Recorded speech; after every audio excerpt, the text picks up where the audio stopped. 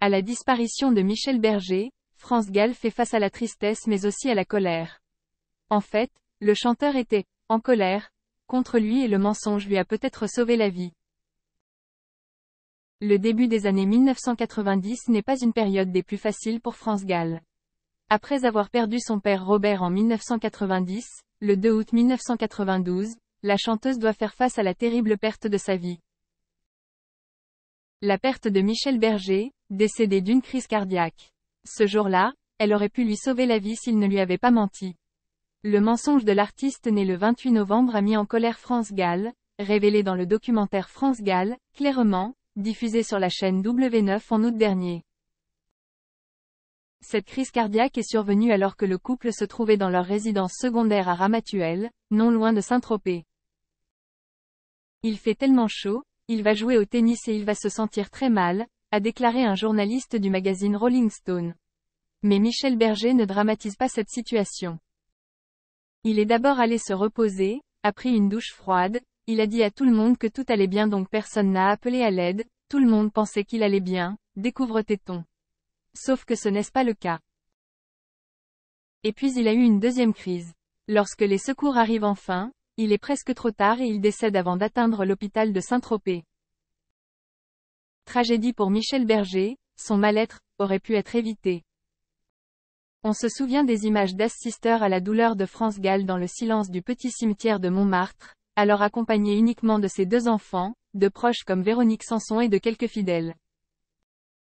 Tristesse et colère mêlées chez l'artiste.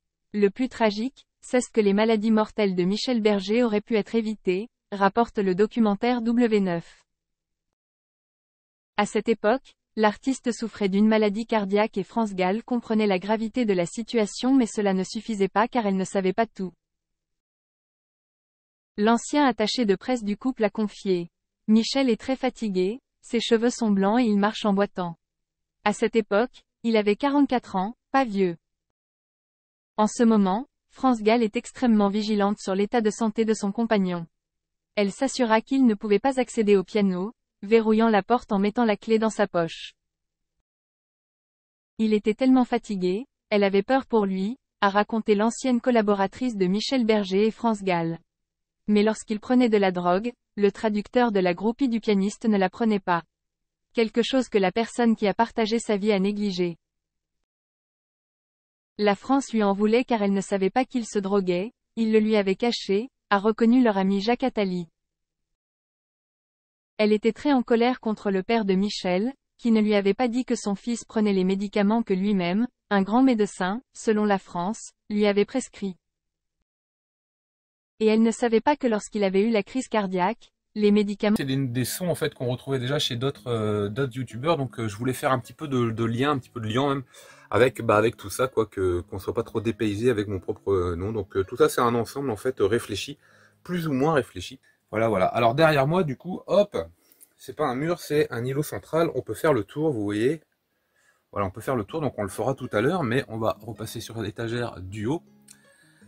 Alors ensuite, au niveau du logo, je voulais absolument utiliser le rouge, noir et blanc au niveau des couleurs parce que je trouve que ce sont des couleurs très manga en fait. Alors c'est évidemment lié à cette nostalgie et puis ce petit côté influence de manga vidéo. Et c'est pour ça que j'ai repris leur logo d'ailleurs et je voulais également utiliser leur fameux manga en fin de vidéo.